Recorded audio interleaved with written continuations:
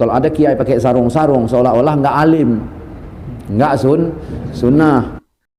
Makanya Wahabi ini seperti yang saya ceritakan dalam buku saya, ya, adalah rekayasa Yahudi untuk menghancurkan Islam. Bismillahirrahmanirrahim. Assalamualaikum warahmatullahi wabarakatuh. Alhamdulillahirabbil alamin. Assalatu wassalamu ala nabiyyina Muhammadin wa ala alihi wa sahbihi ajma'in. Amma ba'du. Teman-teman yang dimuliakan oleh Allah Subhanahu wa taala, kita bertemu kembali di channel Cahaya Hidayah. Jadi di video kali ini saya akan mereaksi, yaitu ada satu buah video di mana video tersebut itu yang berjudul adalah hadis Rasulullah Shallallahu alaihi wasallam pakai celana, tidak pakai sarung. Kemudian ada dalam tanda kurung, yaitu rekayasa Yahudi untuk menghancurkan Islam. Jadi seakan-akan Salafi ini dibuat oleh Yahudi dan untuk menghancurkan Islam, dan ini tidak benar, dan ini adalah fitnah ya teman-teman ya. Jadi di video kali ini saya akan tampilkan yaitu video dari Abi Maulana Syarifuddin ya. Oke teman-teman, kita langsung saja, mari kita simak videonya ya. Makanya kadang-kadang banyak komunitas hijrah nih yang dulunya dia misalnya kalau ke masjid pakai sarung, belakangan tiba-tiba udah tidak gitu. Sebenarnya kita ya terserah mau yang mana saja, cuman ada satu prinsip di sebagian ya, bukan semua, di sebagian orang mengatakan jadi seolah-olah istilahnya beginilah ini yang sunnah itu. Nah di sini disebutkan dalam hadis apa? Disebutkan dalam hadis tadi, jangan sebut, jawablah. Jangan menyamai ahli kitab. Nah, yang kuat ini, Jangan menyamai ahli kitab. jangan menyamai ahli kitab. Nah ahli kitab gimana rupanya? Dia orang pakai celana. Dia pakai celana, Tanpa tidak pakai pakai sarung. Terus Maka Nabi SAW katakan, pakailah celana dan pakailah sarung. nah hadis ini riwayat siapa? Riwayat Imam Ahmad Nah, terus dan Imam Tabrani. bagaimana kesaksian-kesaksian maksud yang lain tentang hadis ini? Hadis ini Hadis ini bisa dipakai atau tidak? Coba. Ibnu Muflih berkata, hadis ini isnaduhu jayyid. Hadis ini isnadnya Jayyid. jayiz. Di beberapa kitab lain mengatakan rijaluhu rijal sahih. Nah, Kemudian yang lain juga berkata thiqah, rijaluhu thiqat, perawinya kuat. nah, berarti tidak benar pemahaman yang mengatakan ya kalau pakai sarung itu tidak ada sunnahnya.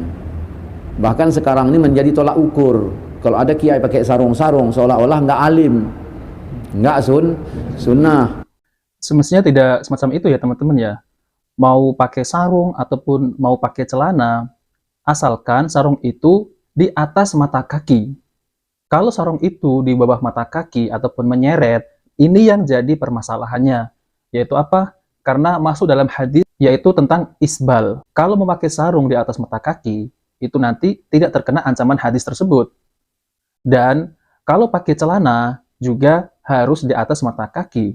Kalau di bawah mata kaki juga nanti akan masuk dalam hadis ancaman tersebut, yaitu isbal. Nah oke teman-teman, mari kita lanjutkan ya. Maka habislah dibuli ulama-ulama kita dulu, dari mulai sorbannya dibuli sampailah dari keadaannya. Cobalah tengok praktek foto solat orang-orang sunnah yang ada ditempel-tempel di masjid. Pakai sarung apa pakai celana aja begini? Pakai celana aja. Nah, makanya Wahabi ini seperti yang saya ceritakan dalam buku saya, ya, adalah rekayasa Yahudi untuk menghancurkan Islam. Banyak kalau mau kita angkat.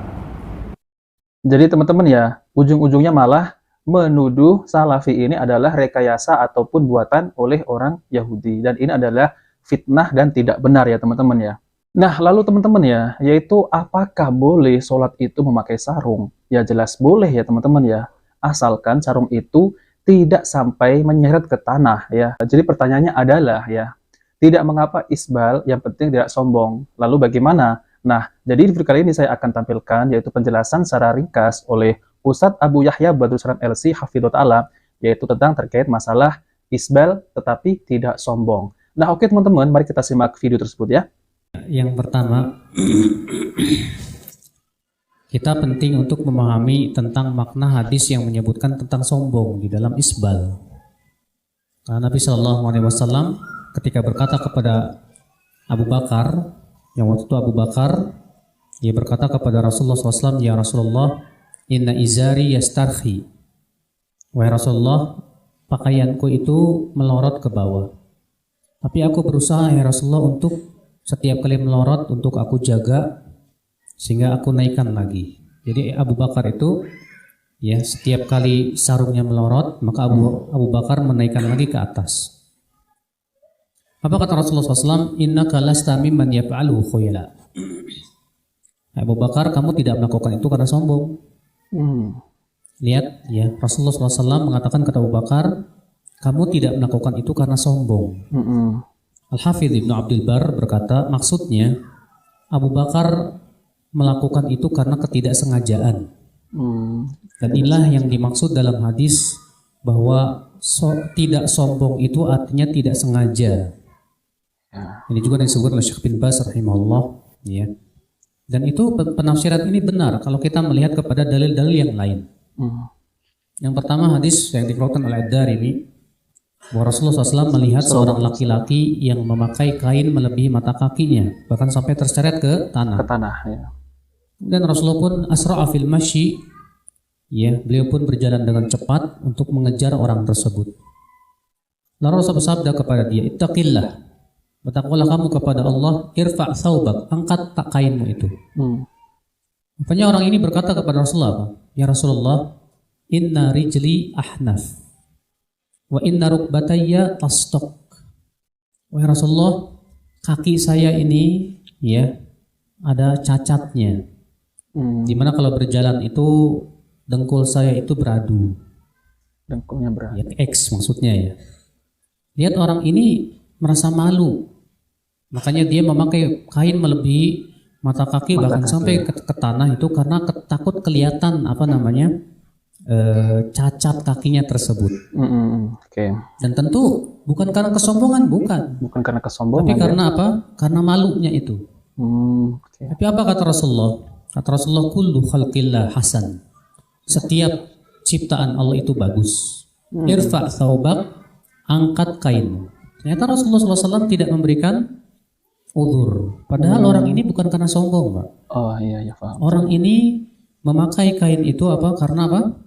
Karena malu akan cacatnya tersebut. Bukan karena sombong. Tapi ternyata Nabi SAW tetap mengatakan angkat kainmu. Setiap ciptaan Allah itu bagus. Kalau kita melihat dari riwayat ini menguatkan perkataan Al-Hafidh Ibnu Abdul Bar dan dikuatkan oleh Syekh bin Baz juga bahwa yang dimaksud dengan sombong itu artinya sengaja isbal. Nah, teman-teman, jadi kalau kita itu sengaja isbal ya, itu karena kesombongan. Nah, ini yang tidak dibolehkan. Ya, itu menurut para ulama. Oke, mari kita lanjutkan ya. Adapun ya, kalau dia tidak sengaja isbal maka itu tidak sombong sebagaimana perbuatan Abu Bakar radhiyallahu anhu warḍah.